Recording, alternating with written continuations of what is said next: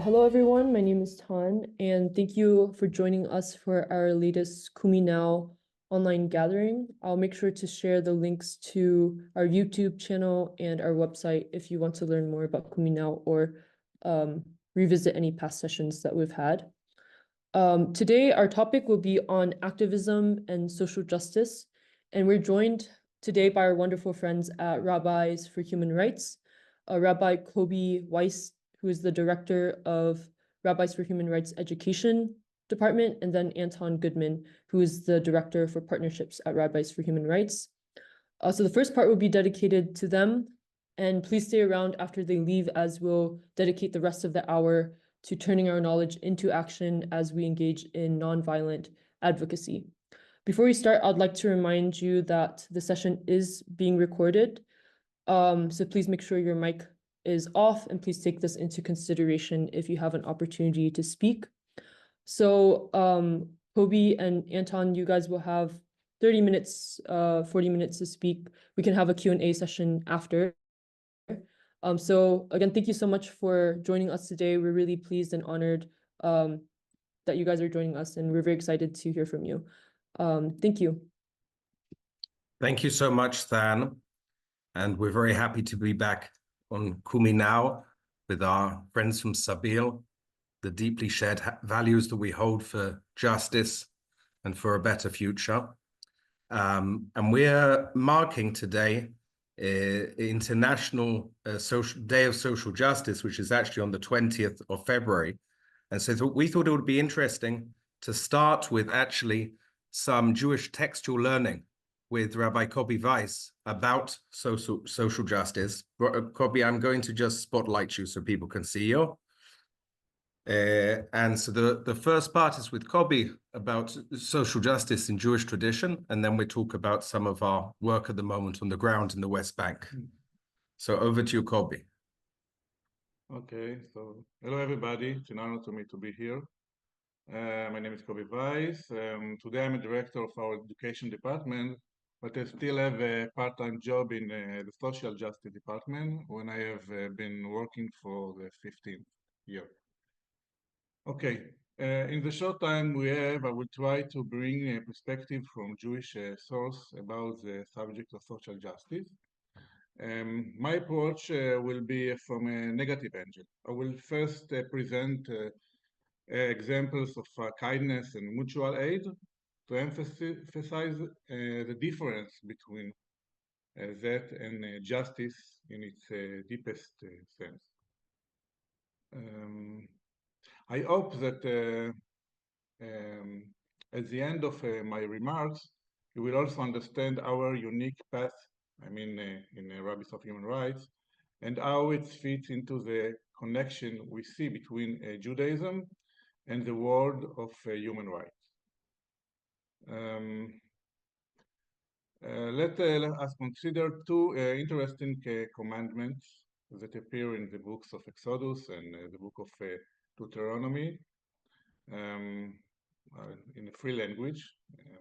I say the two commands are, first of all, it's when you encounter your enemy's ox or ass wandering, you must take it back.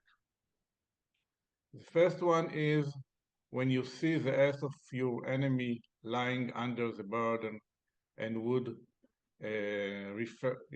refrain from raising it, you must nevertheless help raise it.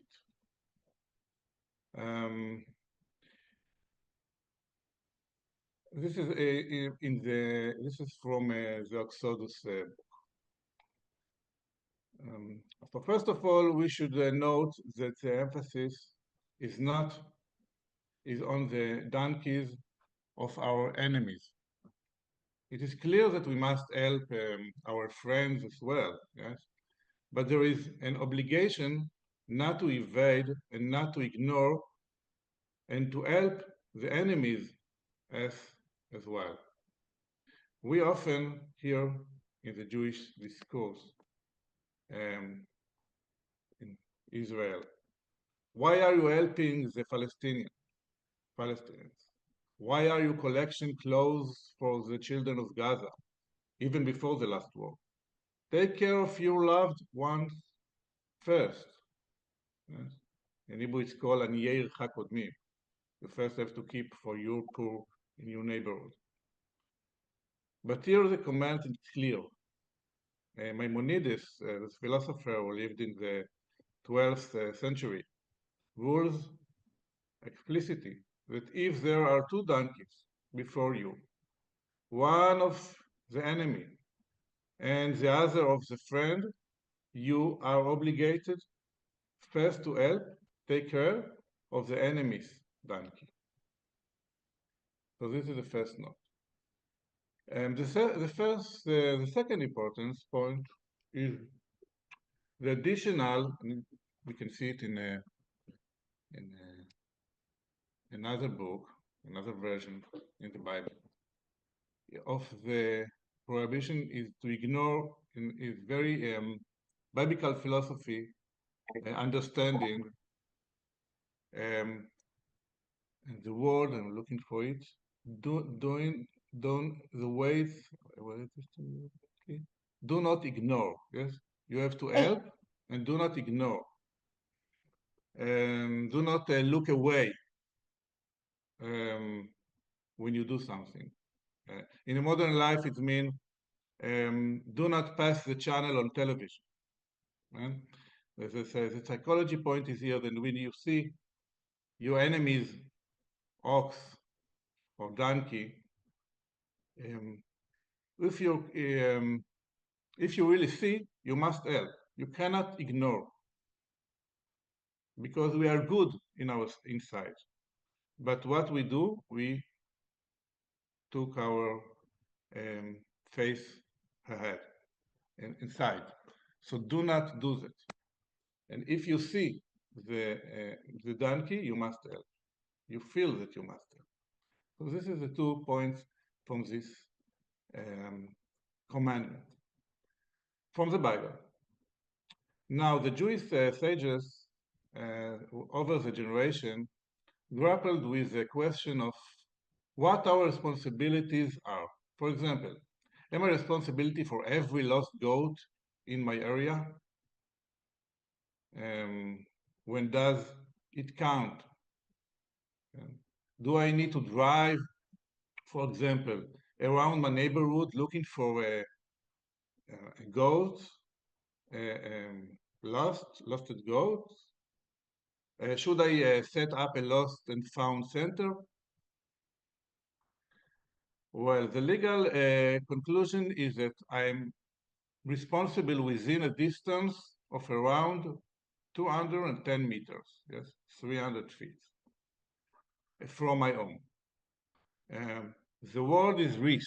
Ris is a Roman, very old Roman word, ris, or another famous, more familiar word is stadium. A stadium because the ris distance was based on the Roman road system and the space between mile markers, just like market in hiking trail today. This defines the area where I can responsibility be expected to be aware and involved. Yes? The logic was that within this distance, I can identify and respond to what happened, like being able to see the entire field stadium in a football match or a soccer game. Anything further than that become harder to be responsibility for. So the Jewish sages established a clear particular bounding to individual responsibility. You are looking, you are going in the world, and you have to imagine that is a cycle behind you. The range is 300 feet, and this is the area, the stadium, your stadium, your place when you have responsibility for. Okay, but I'm not going to tell you about it. We are talking about justice. This is an example of an mutual involved helping very nice commands. We have two expectations about this responsibility. Two areas that you have to go out for your boundaries. First of all, is justice. We found in Deuteronomy book, justice, only justice should so pursue. And you have to run for justice, look for justice. Also in Psalter, you will read about depart from evil and do good, seek peace and pursue it.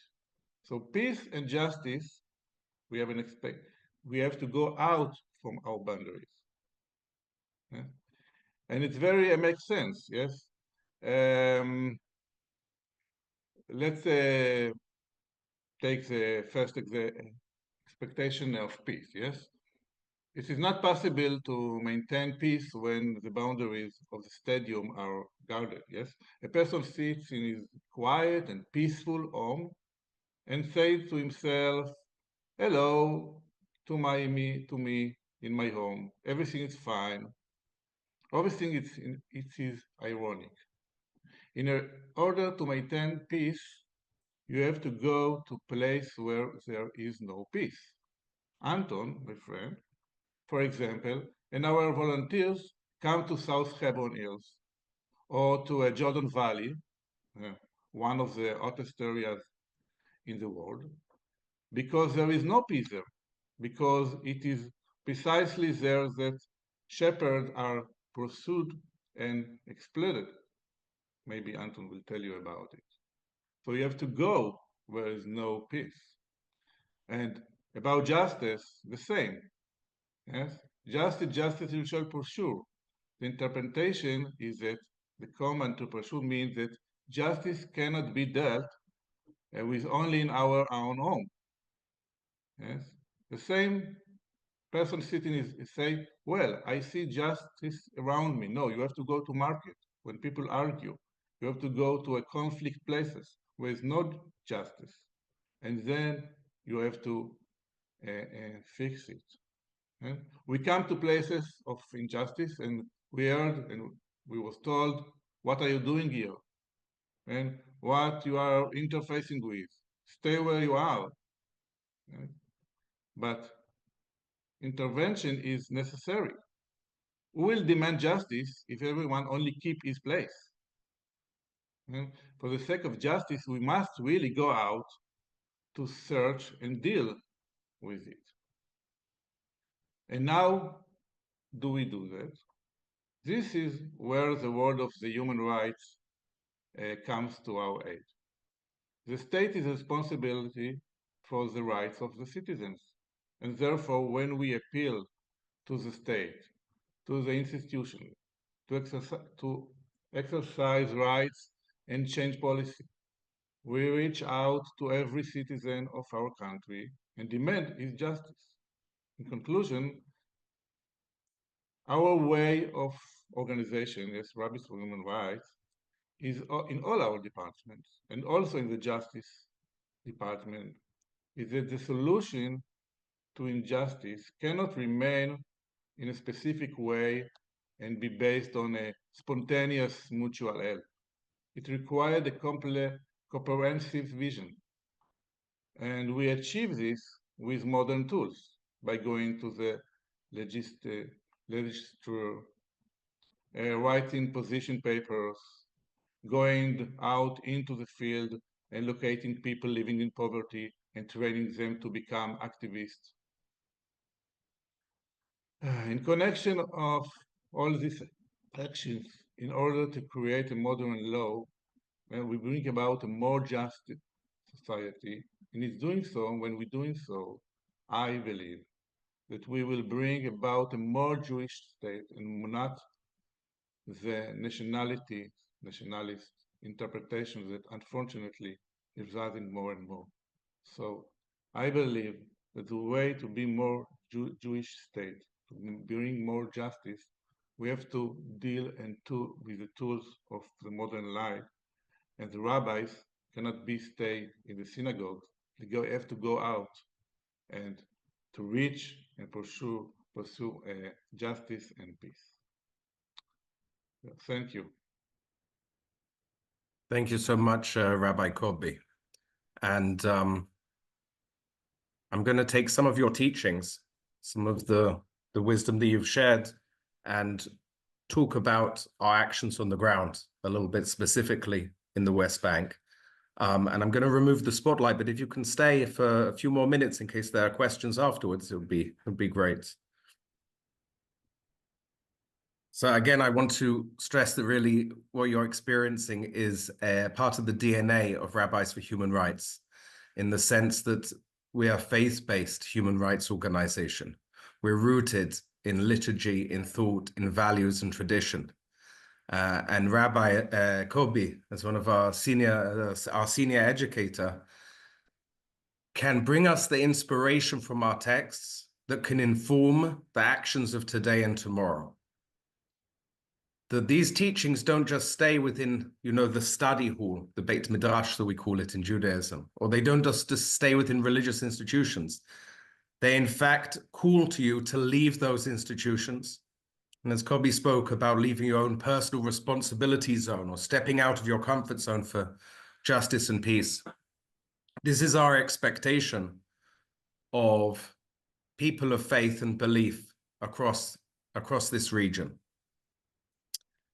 And, some of the most intense and meaningful moments that we have are encountering injustice in the occupied territories in the West Bank amongst Palestinian communities. And we're currently in an accelerated time of extremist settler violence. As I'm sure the people on this call are aware, settler violence has been around for many years, unfortunately.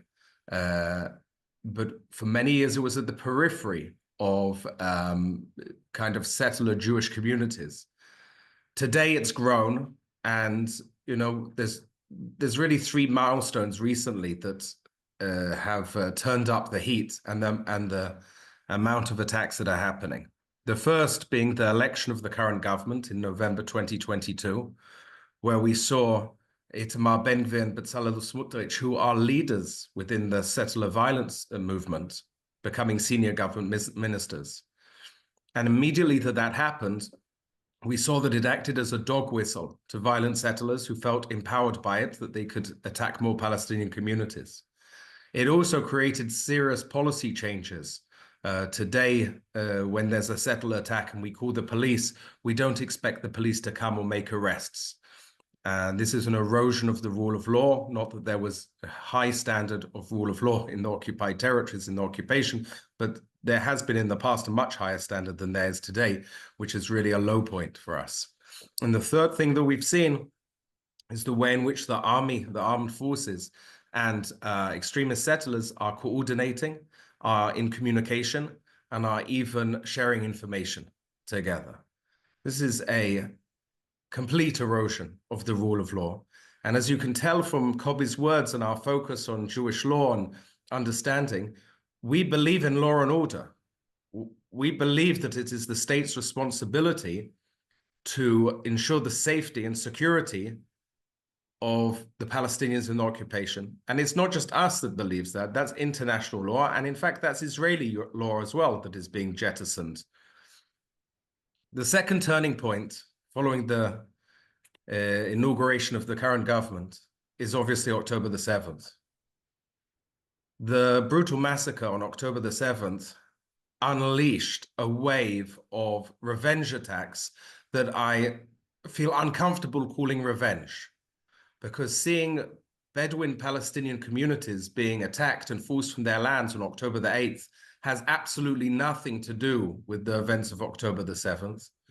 And it was an opportunity for violent people within our society to cynically use the tragedy that had just happened and carry out their plans of removing Palestinians from their lands. Since October the 7th, we've kept a high level of settler violence that is being really supported by state institutions and senior politicians. But the next turning point was the Trump inauguration and the ceasefire that was called in Gaza. And the minute that the ceasefire was called, we saw the war in some ways redirect to the West Bank. And in recent weeks, we've seen many checkpoints that have been set up, making freedom of movement almost impossible. We've seen growing house demolitions in Area C, in Area B, in communities who are very much at risk, who don't have proper access to water and are at the whim of violent settlers. And now the army is coming in to demolish houses. It's hard to see this strategy as working out for safety and security for everyone in our region. It's much more likely that this military strategy is going to lead to more conflict and bloodshed. And also the human price, obviously, that you see on the ground. Just yesterday, I went back to a small Palestinian community in the Kisan Desert, in the Y River Nature Reserve.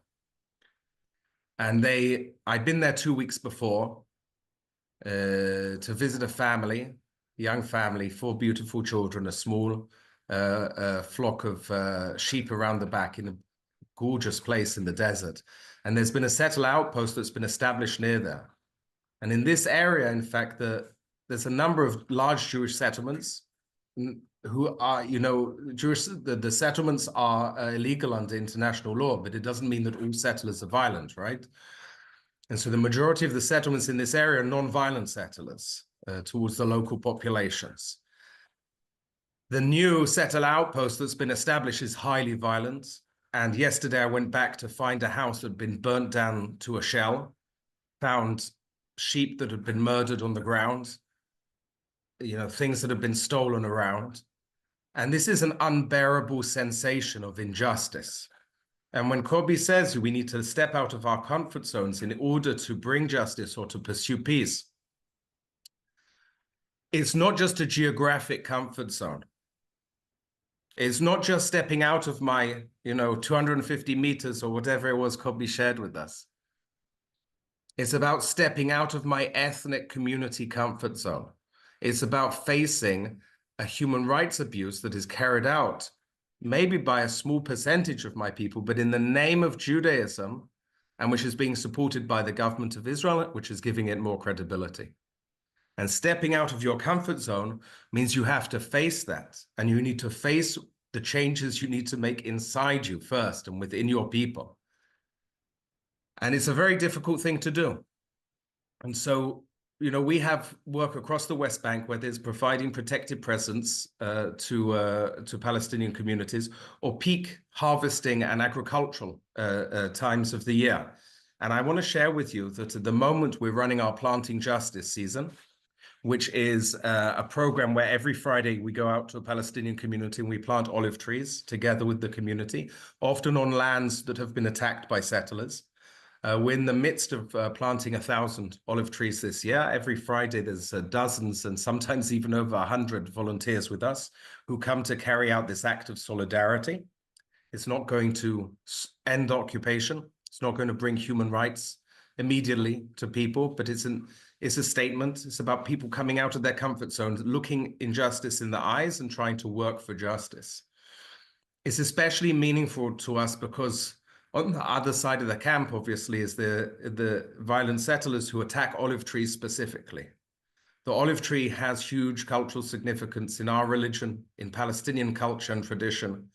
It's a symbol of peace. It's a symbol of guardianship of the land, because these trees will live longer than our lifetimes and through many generations, we hope. And it's also to stand against those who attack trees. There's a direct commandment in the Torah, in the Old Testament. We call it Doraita. It's in Aramaic. It means it's more important. It comes from the written text. It says it is forbidden to cut down fruit-bearing trees even at time of war. And so to see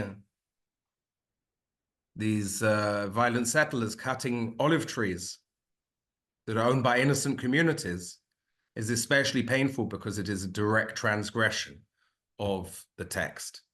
And so while I'm telling you a bit about Planting Justice, I'm going to put on, and I hope you can see my screen, I'm going to put on a little slideshow in the background so you can get a sense of the kind of things that we're doing. Here we are at the beginning of a day in Husan, which is near in the Bethlehem area.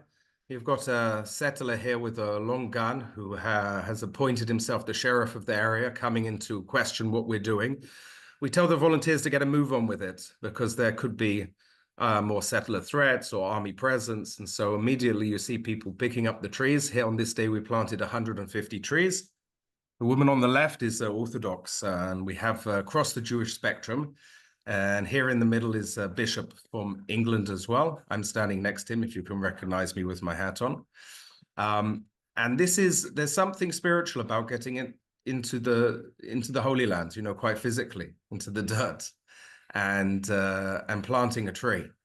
And there's also something, you know, for those few hours while we're doing it, it's like a bubble of sanity where we can work hand in hand with our Palestinian colleagues, and we can feel like, you know, we're together and there's a kind of equality around it. This is a day in Deir Jerir near Nablus. The Husan Day was ended by a military order. And here we go. We got a military order here on this day. What you'll see here is I'm getting the closed military zone order from the head of the district commander, who's presenting it, saying that we are causing a security disturbance, despite the fact that these are private lands owned by Deir Jerir, that the mayor of Deir Jerir is there, that the Nablus governor, Palestinian governor of the Nablus region, it was coordinated on the day, and that all the farmers, the landowners are there. So how we're creating a security threat, I have no idea. But what I found interesting, and I didn't notice at the time while I was getting the order, was the back of the soldier's helmet, the other soldier. And it says on it, warning, I have no idea what I'm doing, which I find it difficult to pass commentary on, whether he's saying, you know, I don't take responsibility for my actions, or be careful, my actions might be wild. I have no idea what he's trying to say. But this is a regular picture that we face, is that when there's a settler violence, the army are nowhere to be seen, or they stand around. But when we come into the field, suddenly there's a lot of interest, and there's closed military zone orders. This is Wadi el-Rahim in the South Hebron Hills. Planted about 120 trees here. This is a terrible story, because over the next few nights, settlers came in and cut every single one of these trees down that we'd planted. The guy smiling in the photo here is Adam Rabia. He's a Palestinian. He's the head of our Occupied Territories Department. Here are some of the community members who are helping us with the day. And we tried to get back to Wadi el-Rahim last Friday, and we were met by police. But our buses were confiscated. One of the drivers was arrested. This photo, you see Avi Dabush, who's our director, planting a tree. Rabbi Avi Dabush is an activist from the Negev area and a survivor of October the 7th. And in many of these photos, there's activists here who were survivors of October the 7th, who continued their pioneering work with Palestinians. Here you can see the level of army and border police presence that we attract on these days. But on this day in particular, we succeeded in planting all the trees before we were forced off the grounds.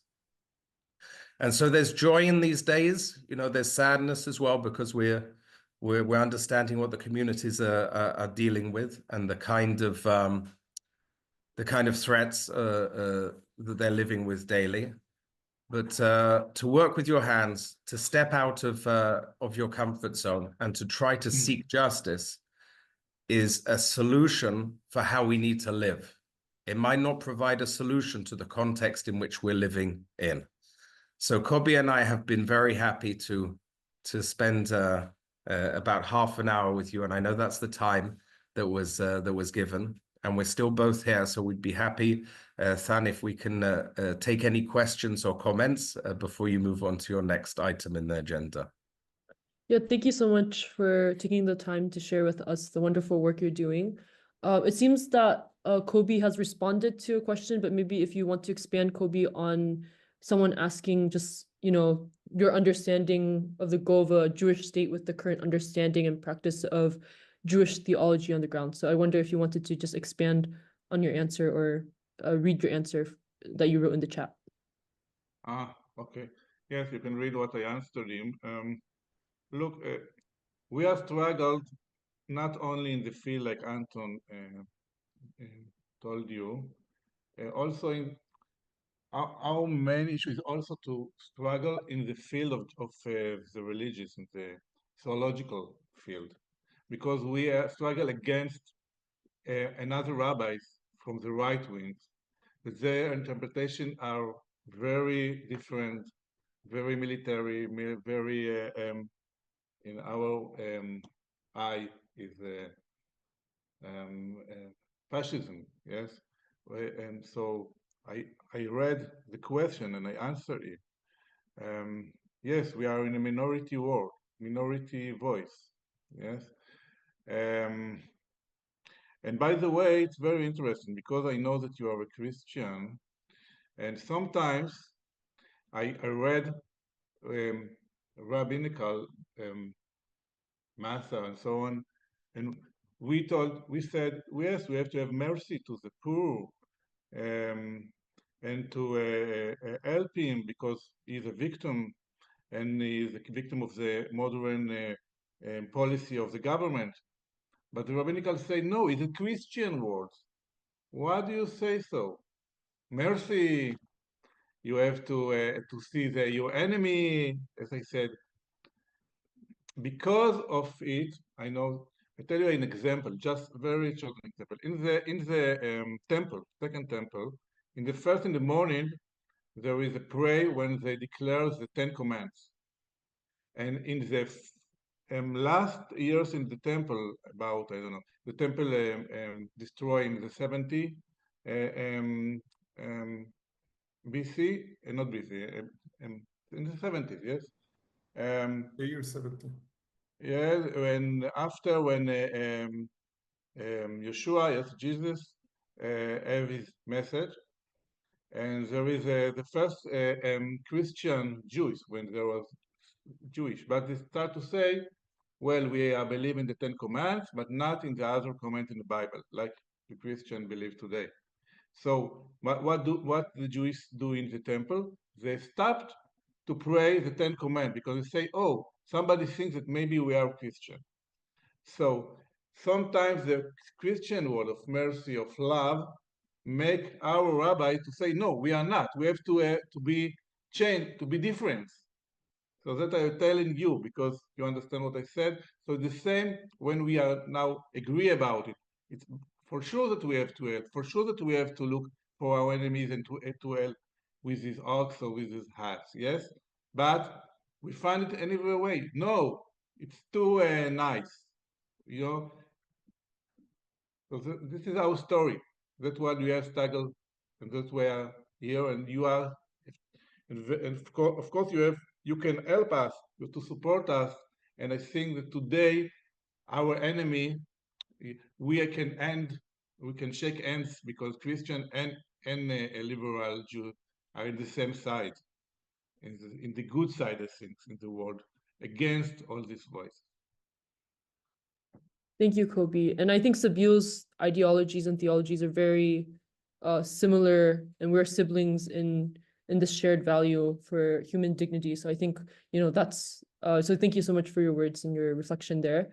I was also curious, I mean, in terms of recent settler violence, has Trump's lifting of sanctions affected kind of your work, or have you seen an increase in settler violence since the beginning of this year?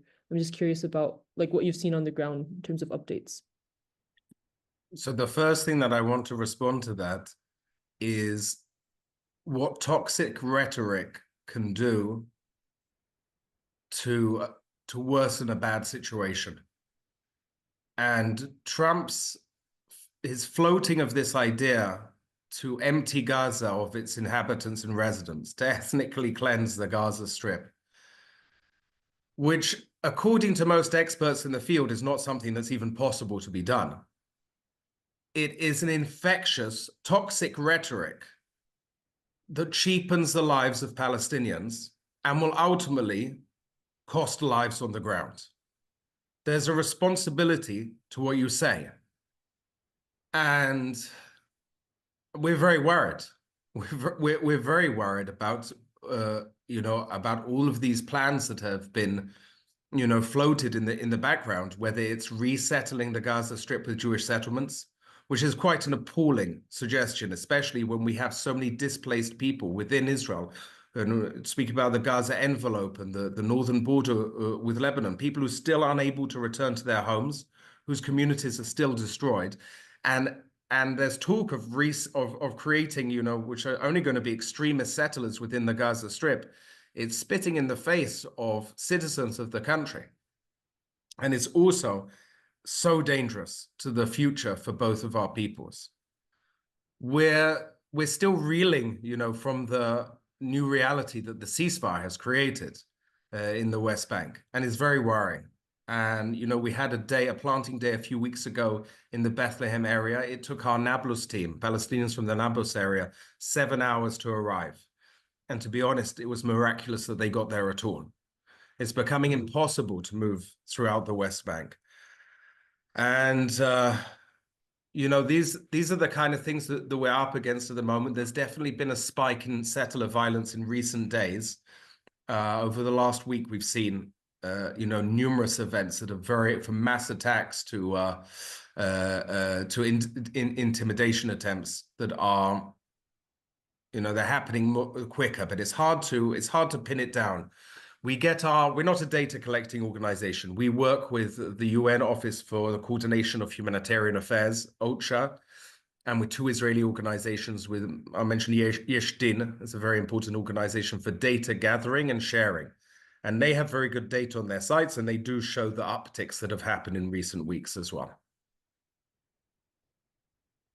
Thank you, Anton. And in terms of outreach to the wide spectrum of Jewish communities, have you seen any positive transformation due to actually the increasing in settler violence? Have there been opportunities for you to welcome new communities in Israel to do this work? Well, I'll just say 2 things. So firstly, I want to recognize the incredible work that Rabbi Kobi does with post-high school Israeli youth. Just a minute before they put on army uniforms, a lot of them go to pre-army academies. And Kobi runs, for us, for Rabbis for Human Rights, a program that's active in maybe 19 branches of these academies, hundreds of students, which is based on a syllabus that talks about Jewish values, Jewish tradition, and human rights, and the state of Israel. It's a challenging syllabus. It's a syllabus that is there to open their eyes, having not received this in their school education. And it's a syllabus that we hope makes an impact before they go into the army. This is a program that has real worth because no one else is doing this work. And so I think that's cutting edge work, because you're not preaching to the converted at all. You're meeting with young Israelis who haven't encountered these ideas or values to the extent that they should. Secondly, I say yes, there's a growth of Israeli groups at the moment that are looking to connect with our work. We don't want to be a minority voice. Kobi spoke about us being a minority voice. This is correct. We should be the mainstream voice. And how do we become the mainstream? Well, it's through the work of, we've got a rabbis network of 170 Israeli rabbis. There's a couple on the line at the moment. And we try to amplify their voices and have them write articles in the media, interview on the radio and television, in order to reach a broader population. I will just mention as well that within Orthodox circles, there's a small but growing group of Orthodox and ultra-Orthodox Jews who are willing to be activists. And this last Friday, Saturday, the Jewish Sabbath, the Shabbat, we had a protected presence with 12 Orthodox and ultra-Orthodox activists in the South Jordan Valley. It really, confused the settlers who were coming in to intimidate the community to see ultra-Orthodox people with long side locks and hats, and Orthodox people like myself with skull caps on and keeping the Jewish Sabbath, but on the side of the Palestinians. This is the kind of thing that we want to see more of. Kobi, do you have anything else to add about Israeli society, how we get our message out?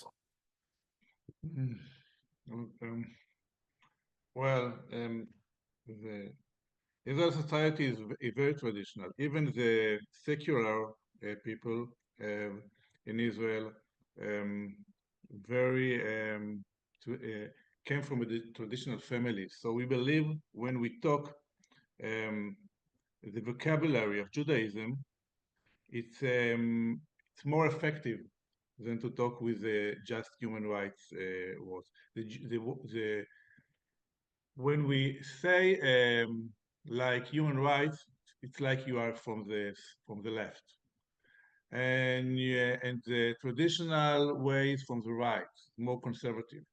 But we are coming and unique. We use the vocabulary from the Judaism and reframe it and bring it and our ideas and show everybody, look, it's from the Bible. As I told you before, it's in the Bible. It's your enemy ox, not your friend ox, okay?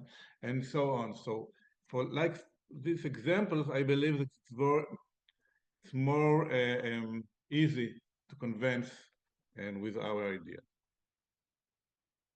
And this is really, just to follow up on Kobe, this is really the basis of our partnership with Sabeel as well, where we want to research and explore and create programs around the natural connections between human rights and faith. And it's not that we are a counterweight to more extremist ideologies. Our voice exists whether or not those voices exist. But here, within our context, where we see religion being a generator for conflict and for mistrust and for hatred, we need to provide a very attractive identity, source-based, for faith-based communities to embed this into their identities. Yeah, thank you, Anton, for also mentioning our joint work, because I think, like you said, the importance of religion in this peace building process and also cultural transformation is really important. So thank you. I'll say maybe one last question, which I think someone already mentioned, like how they can get involved. So maybe you can talk a little bit about how international communities can get involved with Rabbis for Human Rights work. And you mentioned donating for olive trees, so maybe you can talk a little bit about like what programs you have. Sure, I'd be happy to. This is a global conversation, and the first thing I want to say is that we really appreciate the opportunity to interact and to engage with you on this webinar and other platforms that we've had. It's important for us to hear your questions, to hear your comments, to engage and to build a stronger partnership. So firstly, thank you. Thank you for participating. Thank you for spending the time with us. And secondly, many of you might come to the region, and I hope that you do. And when you come to the region, please reach out to us. We have regular protected presence work, and it's not just for Jewish Israelis. There's a whole spectrum of people that join us, Christians from around the world as well. And we'd love to host you on the ground and have your, stepping out of your comfort zone for justice. So you can find us on our website, or even better on the social media, and you can reach out to us and say, I'm coming to Palestine, Israel for this period. What's going on? And believe me, we have a lot of activities. And the third thing, as you said, Than, is there's a cute ability to donate a tree during this planting season. And I've put again the link in the chat. You'll actually get a certificate that is no, I'll put our, sorry, someone asked which website. No, I'll put our website on.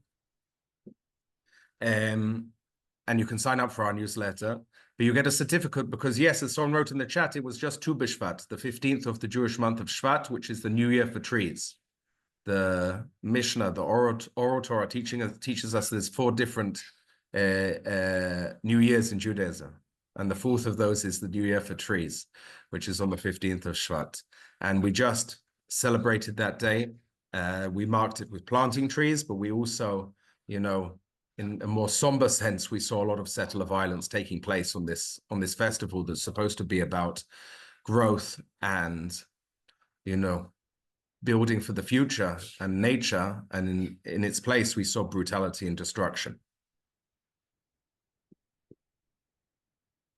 Thank you so much for sharing all of this. It's very encouraging to hear your current work. I see there's a lot of questions, but unfortunately we didn't have a lot of time to go through all of them. So I would recommend, again, just going to Rabbis for Human Rights website. I'm sure you guys also have a lot of resources too on the website. So if you want to learn more about the programs, We and have some. We have some. Yeah. It's not a great website, and we're making a new one this year. But sign up Okay, for our great. newsletter, and you'll get some interesting updates in your inbox. And a really thank you for coordinating this, and we were very happy to take part. Yeah, thank you so much. And yeah, the newsletter is great, guys. So if you want to sign up for the newsletter, you can. And I think Kobe, did he leave already? We're both still here. Okay, so I just wanted to thank you guys for partnering with us, and hopefully it will be a very long-term and permanent partnership. So yeah, thank you, and thank you for your presentation. It's very inspiring. And now we can move maybe to our next point in the agenda. Anton and Kobe, if you are busy, feel free, to hop off the call. You can also stay if you would like. But we would like to Goodbye, engage everyone. now. Bye. Yeah, thank you. We would like to engage now in action. So I wanted to share our link, kuminaw.com/action. Someone requested last week that we link some accounts to follow in the West Bank who are either influencers in the sense that they are sharing updates that are happening in their respective cities or villages. So we've put a few accounts. We'll probably add more in the coming weeks, but these are kind of the main accounts that we also partner with. There are partners, or they are speakers when we have in-person delegations. So you can go on the action page, and if you want to follow any of their accounts to keep updated, that's something. Other actions on the Kumi Now that we've updated, we've included if you're in the US, there is a campaign to protest the confirmation of Mike Huckabee, who is an extremist Christian Zionist. And FOSNA is running this campaign that you can call and email your elected officials. So this is on the kuminow.com action page that I've linked. In Canada, there is a campaign to contact the Canada Revenue Agency in support of a formal complaint requesting a investigation into whether the Victus Games sponsor, the True Patriot Love Foundation, is violating the rules regarding registered charities assisting foreign militaries. Since there's been research and information revealed that current and former Israeli soldiers who participated in the war in Gaza are set to participate in these games beginning, I think, next week in Vancouver and Whistler. So that's something, if you're in Canada, you can look into this campaign. And then in the United Kingdom, we have there's an ongoing Barclays campaign that you can also join and shut down your Barclays account. And then I'll also leave it for anyone, if you want to share any campaigns that are happening in your own communities, you can raise your hand and you can speak, or you can put it in the chat and I'll be sure to share it with everyone. Thank you.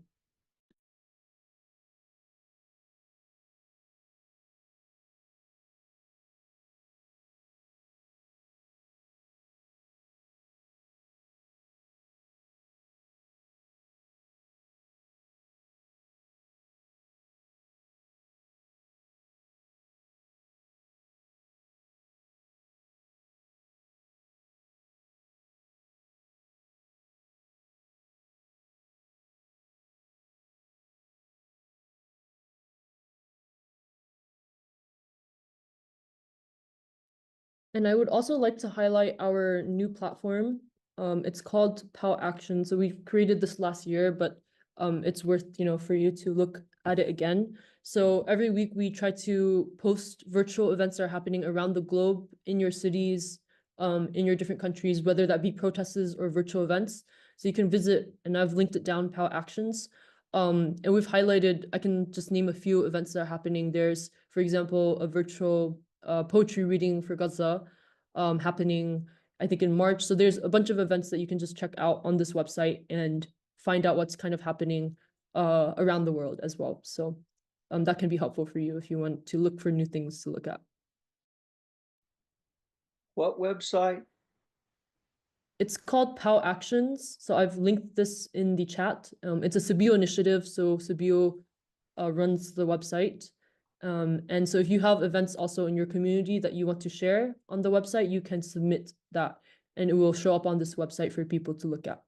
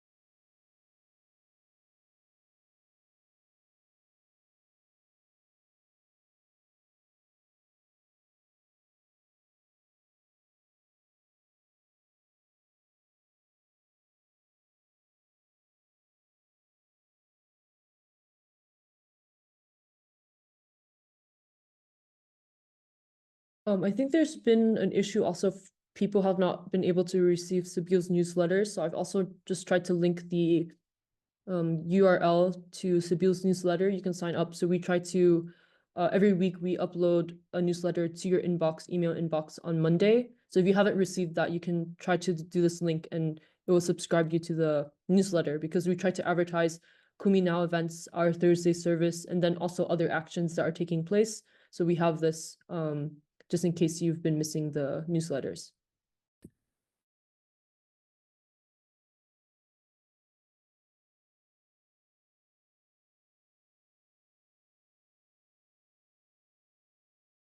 Thank you, Patricia, for sharing this in the chat. Patricia said that the health workers vigil in Edinburgh are asking people to check what medicines they are on because Teva is very implicated in Israel. It is suggested you approach your chemist to ask whether there's an alternative to Teva if you're taking that medication.